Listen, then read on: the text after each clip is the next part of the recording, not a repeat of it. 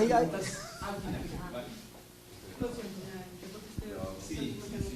Moción de orden. Listo. Bueno, continuamos con la sesión. Viene ahora la presentación del profesor William Gamboa, Sostenibilidad, Patrimonio e Inclusión, y luego damos paso al panel de discusión, de manera tal que las dudas y las preguntas que han venido recogiendo tenganlas a la mano para el panel.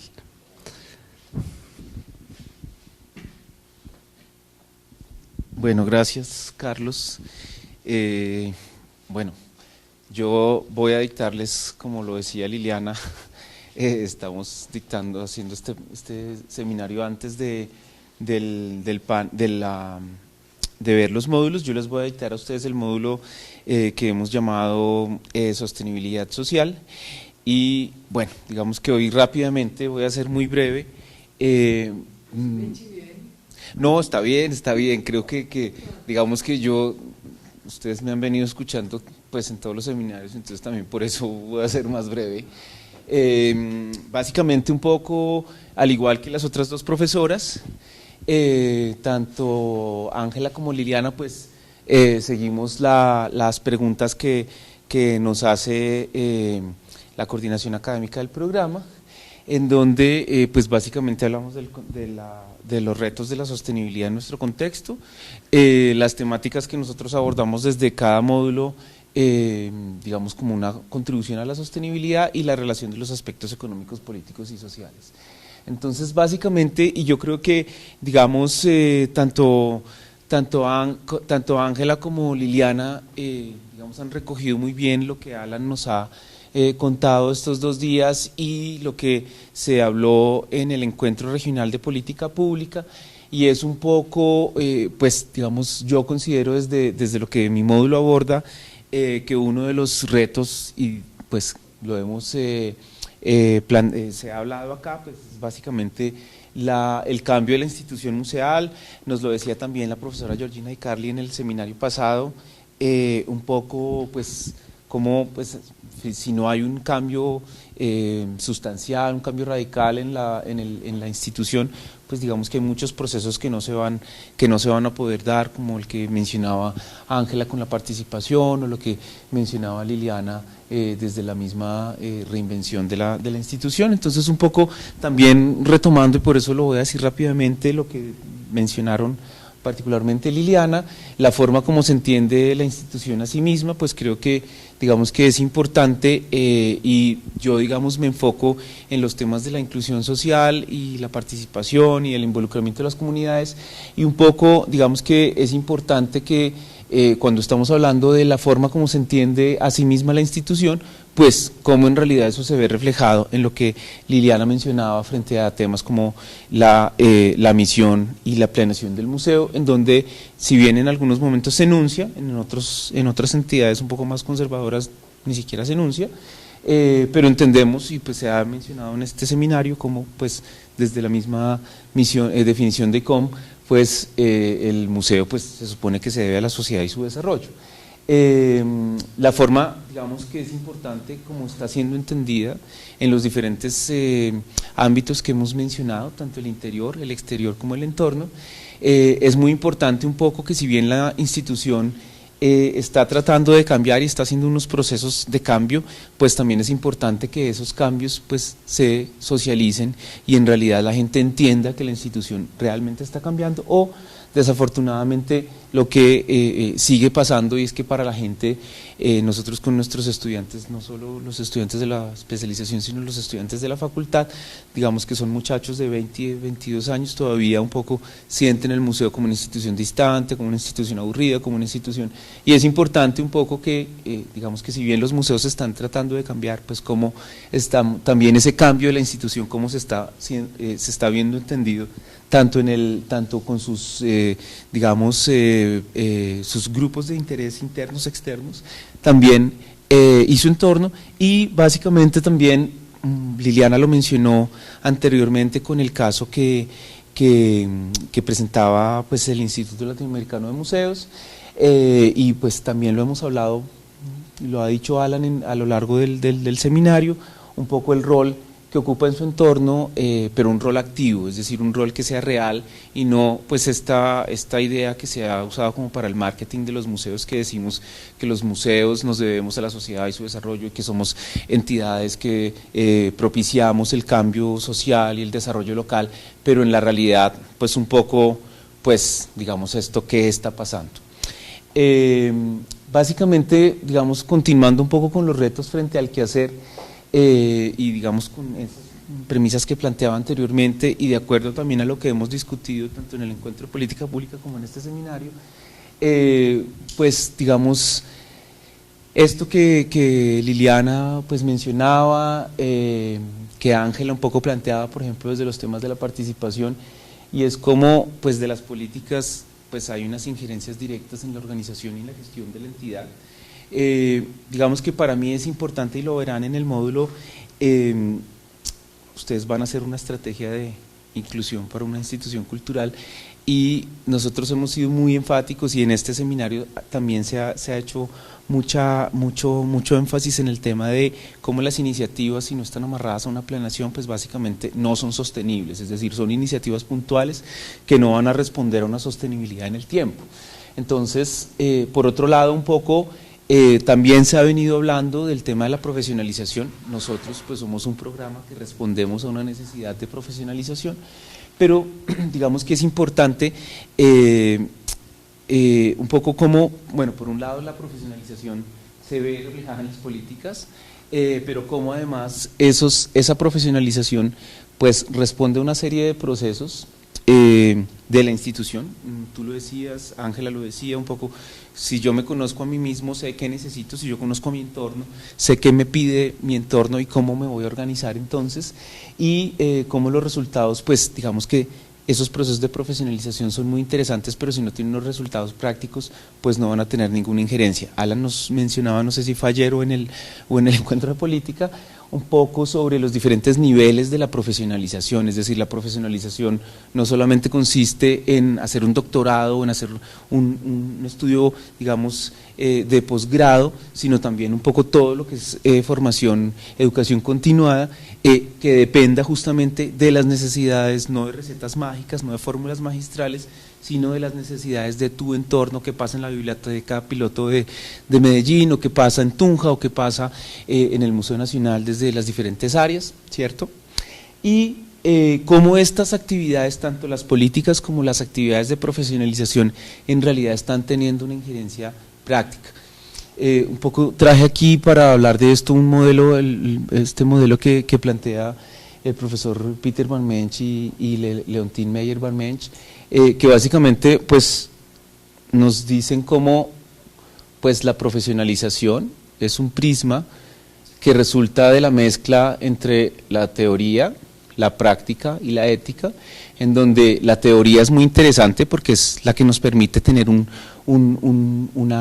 marco conceptual, ¿cierto?, que nos va a permitir generar discurso, pero ese discurso, pues digamos que de nada nos sirve que se quede en una biblioteca, en un libro, y que no baje un poco a la práctica. Es decir, si la teoría, y si, digamos, desde el mismo quehacer académico de una universidad como esta, nosotros, la academia se queda solamente en la teoría, con los profesionales, con los expertos, y un poco, pues no tiene una injerencia en la práctica, pues vamos a ver un poco, vamos a ver que, digamos, no estaríamos logrando una profesionalización.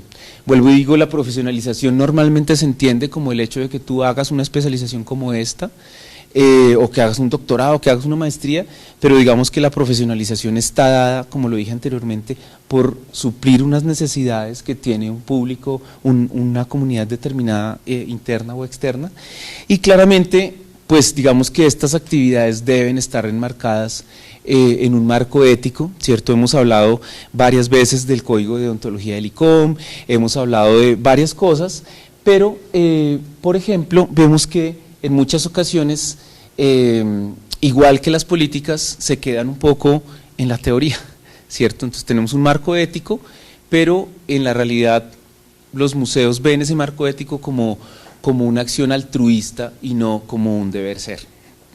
En ese orden de idea y, digamos, hablando de los retos desde el módulo se aborda a partir de 3 grandes capítulos que son el patrimonio, la inclusión social y el desarrollo sostenible, en donde, pues, digamos, el módulo intenta, o es uno de los objetivos del módulo, poder entender o hacer entender a la gente los beneficios que tiene los procesos como el acceso a la participación y la representación, que son las 3 premisas que según Richard Sandel pues se conforma el concepto pues que él plantea de inclusión social, cómo estos aspectos, cómo estos proyectos y estas iniciativas pues en realidad en esta especialización en sostenibilidad pues tiene una importancia y tiene una relevancia en la medida en la que puede contribuir al desarrollo sostenible.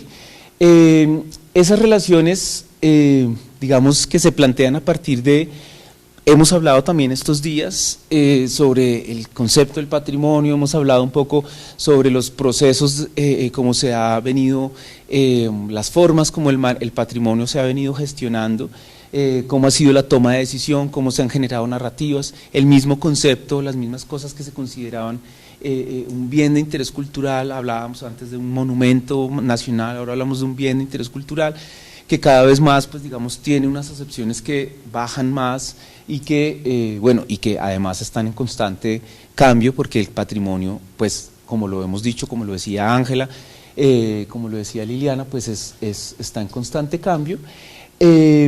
Nosotros desde lo que plantea el área de museología de la Facultad de Estudios del Patrimonio Cultural, digamos, hemos trabajado normalmente en estos temas de la activación y o lo que nos interesa, uno de los puntos importantes o de los objetivos importantes de nuestro programa investigativo, frente al tema de la activación y la pertinencia social. Lo decías tú hace un momento, y lo decía Liliana, cuando hablaba naturalmente de la relación o de, digamos, cómo en la medida en la que pues, un objeto o una práctica o un espacio no tenga una relación con la comunidad y no exista un proceso de activación y de pertinencia, no exista pertinencia y no se den procesos de activación o no se generen dinámicas en torno a la activación, pues básicamente lo que vamos a ver es vandalismo, básicamente lo que vamos a ver es no participación en las actividades, ¿cierto?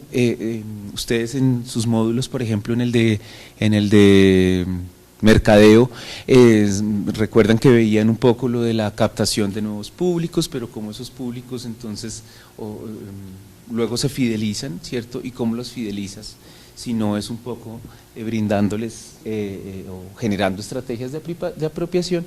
Y pues como dije anteriormente, estas iniciativas o estos trabajos que se hacen en los museos tendientes a la activación, a la inclusión, a la participación, vuelvo y digo, se entienden como procesos digamos que opcionales, cuando en realidad si uno lo mira desde el marco ético, pues es decir, si tú eres museo, si quieres estar acreditado como museo, claramente deberías generar un proceso, digamos, activo con la comunidad, generando justamente como tú nos lo decías hoy al final de la presentación de esta mañana, un cambio social positivo, un impacto social positivo, y que digamos que eso es lo que se supone nos da a nosotros una pertinencia y una relevancia en el mundo actual. Es decir, si los museos y el patrimonio cultural no contribuyen al mejoramiento de la calidad de vida, pues digamos que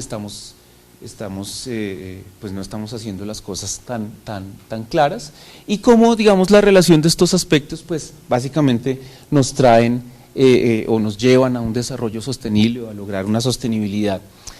Nosotros en la especialización, y creo que digamos ustedes, bueno en general todos los estudiantes, pero particularmente las que están en la primera cohorte, digamos ya han entendido y tienen muy digamos, interiorizado ese concepto de sostenibilidad que plantea la facultad, en donde claramente, si bien muchas personas piensan en la sostenibilidad, claramente, digamos, como la sostenibilidad financiera, pues para nosotros siempre ha sido muy importante recordarles que la sostenibilidad no solamente es la sostenibilidad financiera, es decir, esa es una parte, Liliana lo decía, el dinero está allí, tú nos lo decías también, el dinero está allí, hay empresas que tienen departamentos de responsabilidad social, está el gobierno, está la empresa privada, están las organizaciones internacionales, está el crowdfunding, está, ¿cierto? Es decir, que el dinero está, Pero digamos que, y un poco para terminar mi presentación respondiendo a la última pregunta, que eran los aspectos sociales, políticos y económicos, digamos, me interesó traer esta gráfica que hacía, pues, trayendo conceptos tanto de Georgina Di Carli como de Gosling, que nos plantean entonces los diferentes entornos.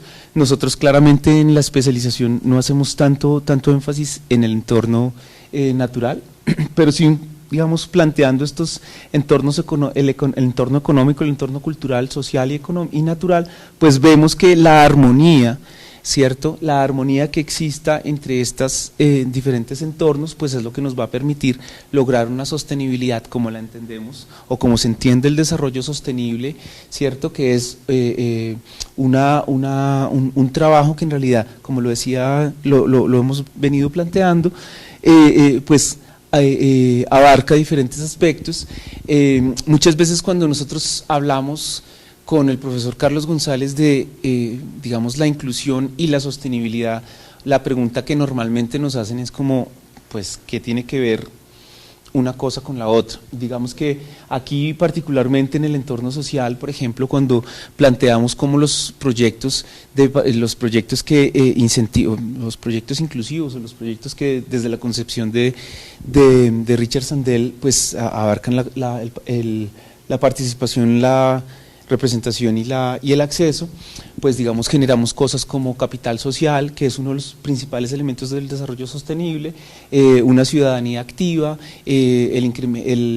los incrementos en el autoestima, ¿cierto? Que nos van a permitir un poco, junto con digamos, estoy hablando no en general, no en cómo la sociedad abarca esto, sino cómo desde los museos y las instituciones culturales, mediante las diferentes actividades, mediante la misma forma como se reinventan a sí mismos en su constante trabajo y de acuerdo con las necesidades de su entorno, pues entonces van a trabajar propiciando una serie de actividades. Es interesante también pensar, por ejemplo, desde el museo, y vuelvo y digo, si bien la especialización no lo abarca a profundidad, pensar, por ejemplo, cómo las instituciones culturales también tenemos unas relaciones con el entorno natural, cómo, por ejemplo, nosotros podemos generar con edificios verdes, ¿cierto? Edificios que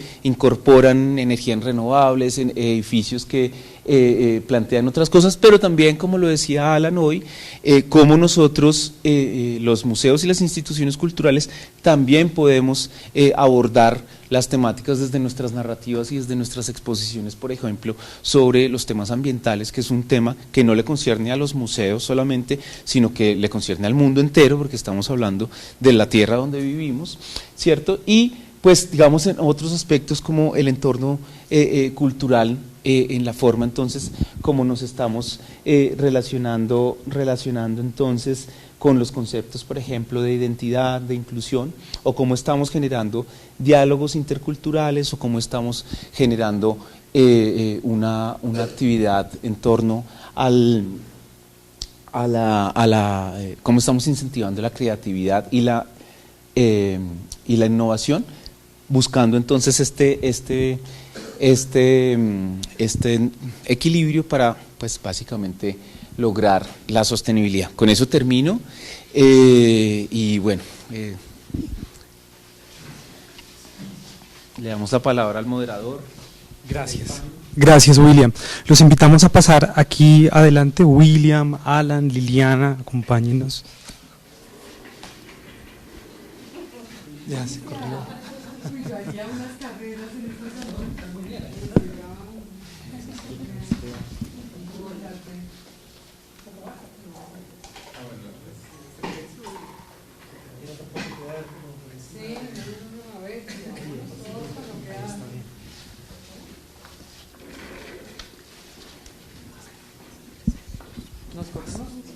Ahí está bien. Ahí se ve bien. ¿Ahí? Como el plano que está allá. Míralo rápidamente.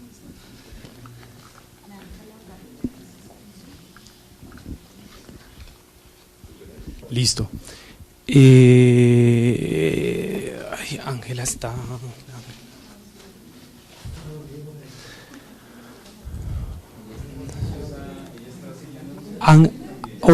Hola Ángela, ¿nos estás acompañando todavía? ¿Estás?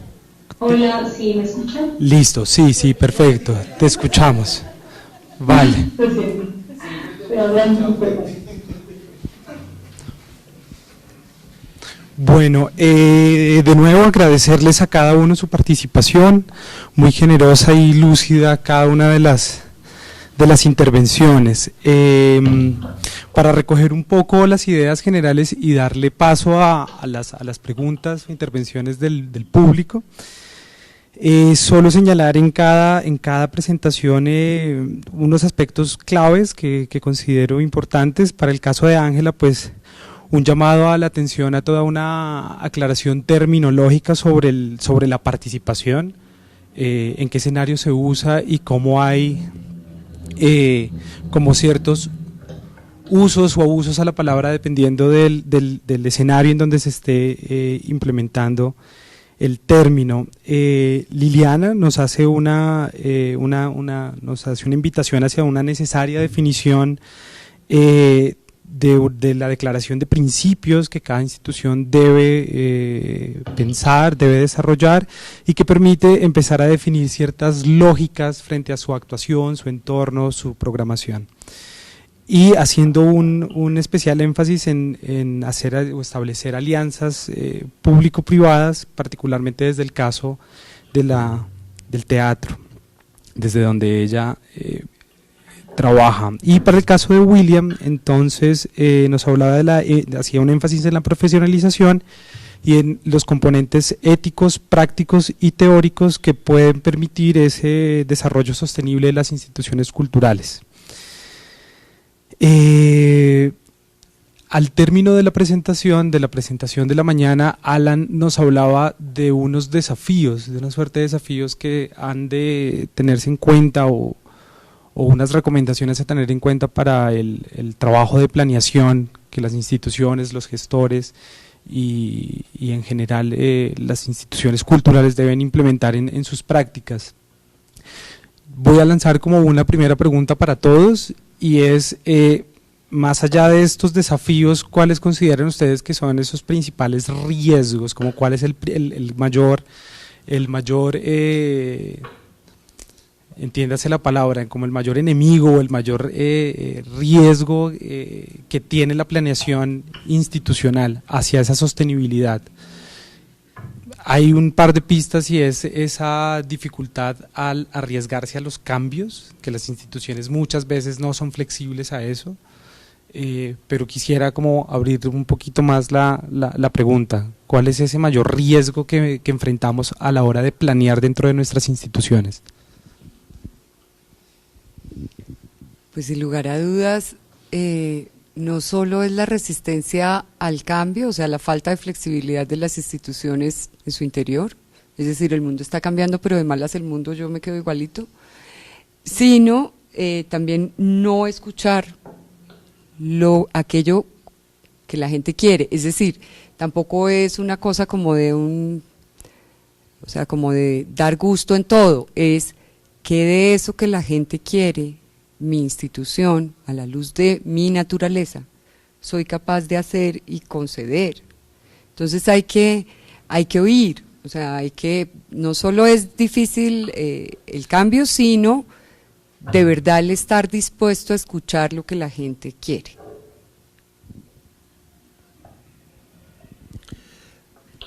Bueno, yo creo que en las presentaciones de hoy día han quedado bastante claros ciertos aspectos que refuerzan tu pregunta, pero yo creo que el riesgo respecto a la planificación, a la planeación, digamos,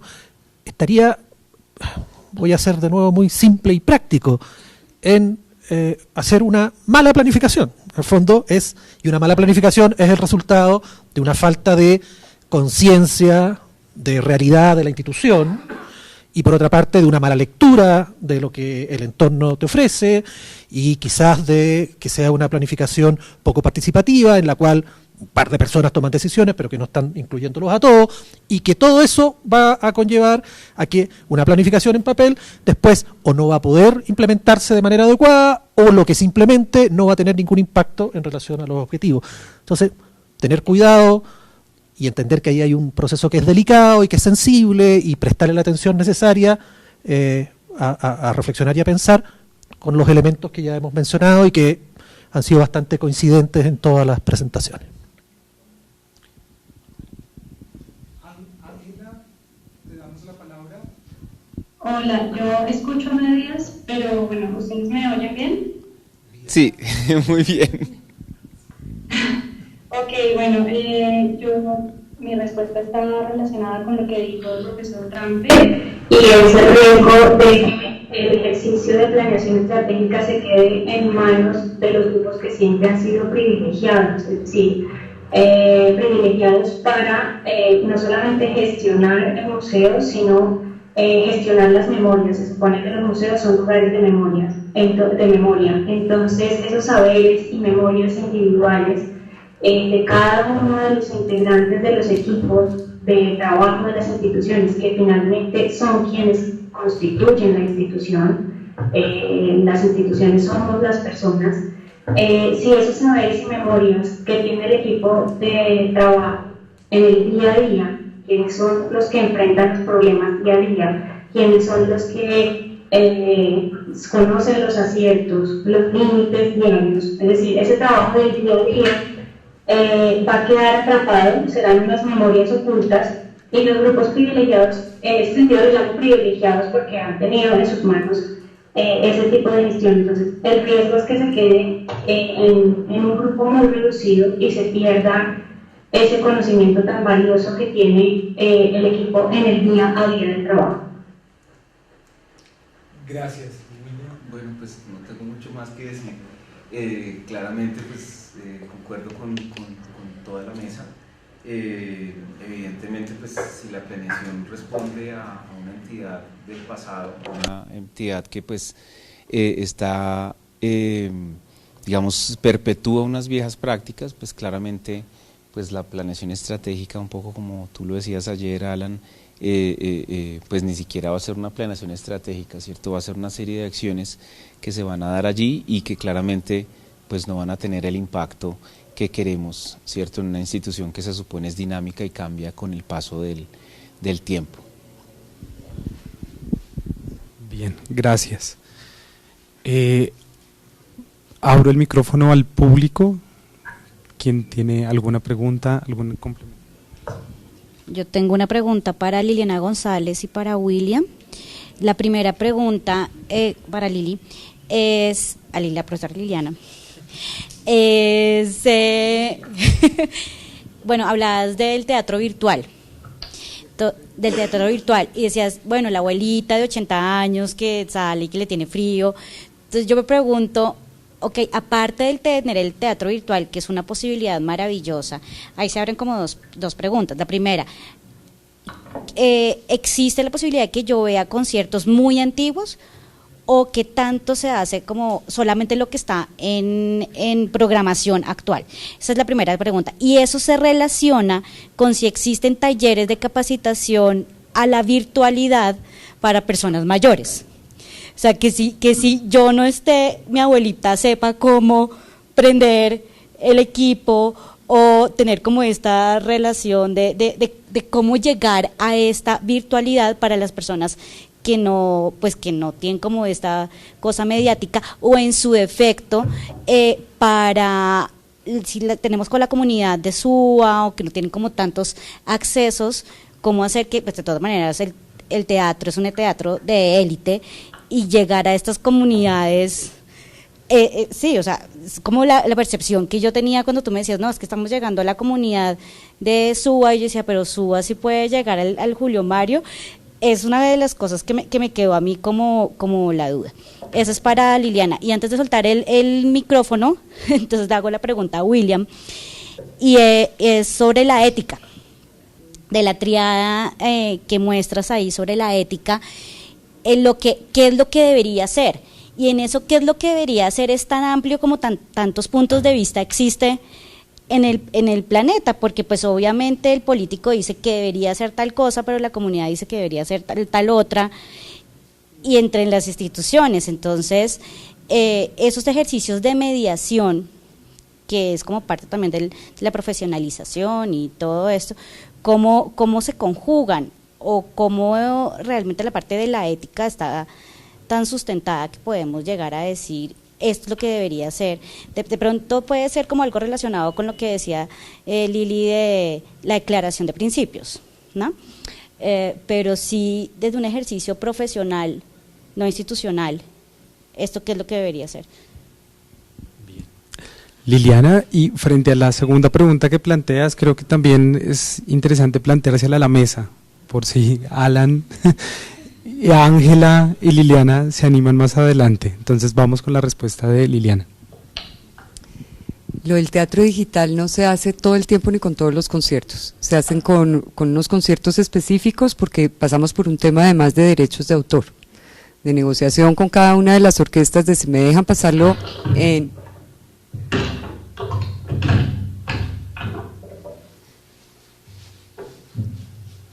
de si me dejan pasarlo en vivo y en directo y cuánto tiempo más me dejan que permanezca al aire.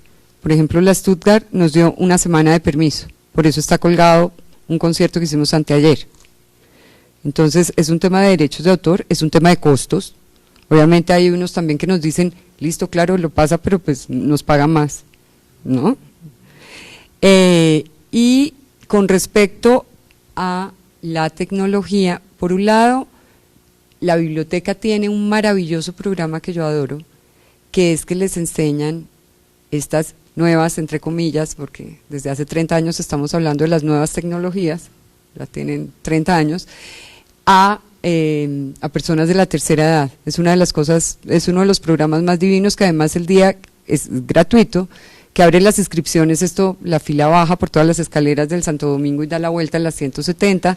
Los grados, por ejemplo, de estas personas de la tercera edad en nuevas tecnologías son en el teatro, hay miles de cosas que hacemos juntos, pero lo que generalmente pasa es que también por ejemplo, te contamos a ti, para que tú le digas a tu abuelita, solamente es picha, clic, además dice teatro digital y dice empieza en 35 días, 14 horas, 40 minutos, o sea, es poner el play, es que tenga el computador a la mano y abuelita solamente es picha acá.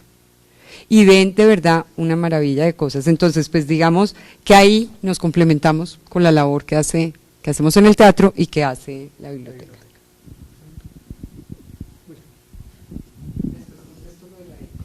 Bueno, pues con respecto a la pregunta de la ética y digamos me remito un poco a que si bien, por ejemplo, se generan procesos de planeación, que si bien se generan a nivel ciudad o a nivel país, se generan políticas y demás, pues digamos que los códigos de ética, ¿cierto?, que se supone se han construido, por ejemplo el DEICOM, que pues digamos no es tan viejo, es del 2006, perdón, y que se supone digamos que responde a unos procesos de discusión con diferentes mesas, con las diferentes mesas de los países, con los diferentes comités de cada país, pues digamos que se supone que ese código, responde a unas necesidades generales. Claramente, como lo decía Alan hoy, pues digamos que tratar o intentar de generalizar, de estandarizar es difícil, claramente, ¿cierto? Como también pasa en las políticas, ¿no? En esta semana, pues que hablábamos en las políticas desde los diferentes países, desde Ecuador, desde Perú, desde Chile, Colombia y Brasil, pues digamos que si bien habían, pues digamos como procesos con diferencias, pues habían unas cosas comunes, ¿cierto?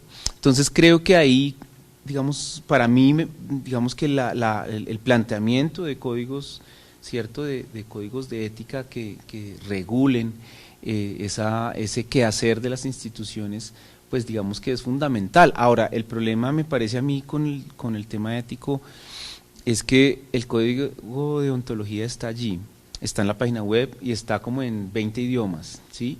Está en los 3 idiomas oficiales de ICOM, que es francés, español e inglés, pero además está en una cantidad de idiomas, es decir, que todo el mundo lo puede descargar, que se puede compartir, es gratuito, pero más allá del acceso a la información es cómo los museos, por ejemplo, lo aplican o no, o cómo yo en mi misión digo que soy un museo que aplica, ¿no? Trae esta como se nos ha vuelto como muletilla de la definición de museo, que dice que se debe a la sociedad y su desarrollo, y lo ponen en la misión, ¿cierto? De pronto un poco lo ponen los principios también, incluso de la institución, pero luego pues el problema es que no, en la vida real, pues no estás haciendo nada al respecto.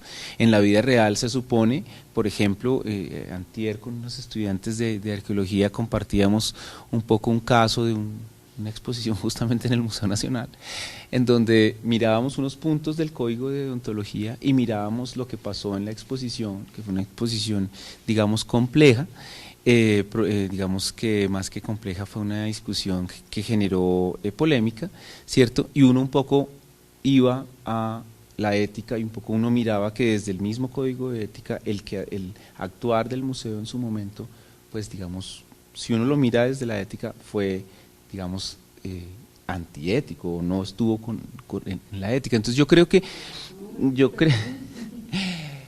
que mira, o sea, digamos que sí es importante un poco que existan esos documentos, por eso un poco en este encuentro de política pública se decía, es importante que haya una política pública, es importante que en Colombia finalmente podamos hablar de una política pública como las que escuchamos en otras partes de Latinoamérica, ¿cierto? Porque hay un momento en donde es importante como institucionalizar las cosas, ¿cierto? Yo soy un poco, digamos, temeroso, lo digo yo como individuo, muy temeroso frente a la institucionalización, ¿cierto? Y frente a la no flexibilidad de las cosas que se institucionalicen, es decir, un código de ética, digamos, tiene que tener unas salvedades, tiene que tener, como lo debe tener una política, como lo debe tener una misión, como lo debe tener, ¿cierto? Algo que nos permita a nosotros pensar, pues digamos, timonear el bote cuando estamos enfrentándonos a cosas que de pronto son particulares y que la política pues que si hay que regar, es la hora de regar, pero está lloviendo, pues también uno pueda pensar que en aras de la flexibilidad, pues claramente si está lloviendo, pues no veo el sentido de que riegues cuando está cayendo agua del cielo, o sea, entonces yo creo que son esas dos cosas, la institucionalización, pero también que permita un poco la flexibilidad. Yo, muy breve respecto al tema de la ética. La ética obviamente que es necesaria y que existan documentos que señalen algunos conceptos o términos éticos, siempre colabora. En ámbitos institucionales o sectoriales, es bueno que los museos tengan un código de ética y que cada institución tenga un código de ética. Pero la ética por mucho tiempo era un esperable. El tema que hoy día es un exigible. Lo digo por este cambio que hay en la relación con las personas y con las comunidades.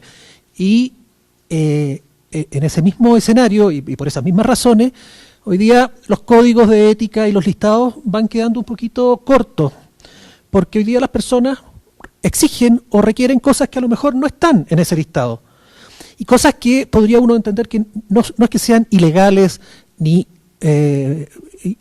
no reglamentarias, pero que hoy día claramente no son aceptables por las personas. Entonces, de nuevo, volvemos a esta idea de que las instituciones tienen que estar conectadas con lo que está pasando, con la sensibilidad, estar atentos, ajustar a ciertas cosas y que una persona que dirige a un equipo en una institución diga, mira, ¿sabe qué? Mejor no hagamos esto porque si bien no hay nada ilegal, no hay nada malo, no estamos cumpliendo, pero hoy día hay un tema sensible. O sea, de nuevo, esa atención.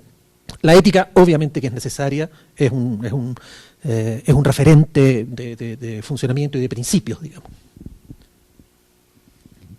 A mí me parece que lo que se refiere a la ética es aquello que de verdad es irrenunciable, o sea, eso no se negocia y no depende de mi punto de vista. A mí me parece que parte de la participación y de abrir los micrófonos a veces para mi gusto exceso de democracia, la gente piensa que los principios éticos es lo que me parezca. No, hay unas cosas que no es lo que te parezca, cariño, hay unas cosas que están bien hechas y otras mal hechas. Y los principios éticos tienen que ver con eso. Y en el tema del patrimonio, pues sí que tiene que ser uno cuidadoso. No es que, pues es que a mí no me pareció que no fuera ético llevarme la urna para mi casa. No, o sea, a ver. Entonces, de verdad hay que tener cuidado entre una cosa que es como la opinión, lo que se negocia y todo, pero la ética para mí no es negociable. Son unos principios irrenunciables y forma parte de esa esencia y de esa declaración de principios. Yo puedo ser muy flexible en miles de cosas, pero hay cosas que no se negocian y eso tiene que ver con esa ética de la institución. Gracias. Ángela, Hola, te escuchamos. La pregunta no la entendí completa porque se cortó, pero sé que están respondiendo sobre la ética, entonces voy a responder sin haber escuchado la pregunta completa. Espero. Bien, no, lo único que yo tendría para aportar, están escuchando muy fuerte, ¿verdad? ¿Ahora? ¿Mejor? Ahora. No, lo único que tendría que aportar es que tenemos la idea de que las comunidades son, no sé qué hacer, para que me escuchen bien, ¿qué hago? Continúa, te escuchamos bien. Un poquito duro. Bueno, no, diría que tenemos la idea de que las comunidades son un ente único y uniforme, ¿no? Y que no tienen características diversas que nos permitan entenderlas como tal, como entes vivos, como entes dinámicos que van cambiando con el tiempo y que las comunidades están compuestas al interior de ellas mismas por una diversidad de elementos que tenemos que saber ver. Entonces, si trasladamos un código de ética, como dice el papel, a la comunidad, entendiéndola como un ente uniforme, pues creo que el código de ética se va a quedar corto cuando vamos en términos de que vamos a hablar un mismo lenguaje.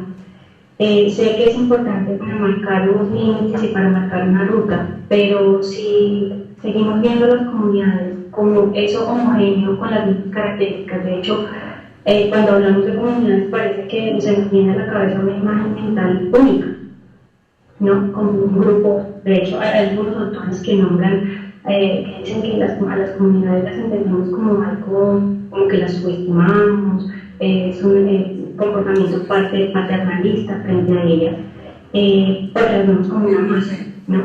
Entonces, bueno, diría que los códigos de ética pues tendrían que tener en cuenta eso, los marcos, los valores, las creencias, las ideologías, todo esto que hay al interior de una comunidad que diferencia unas de otras. Entonces, pues un mismo papel no puede responder a todo en términos éticos.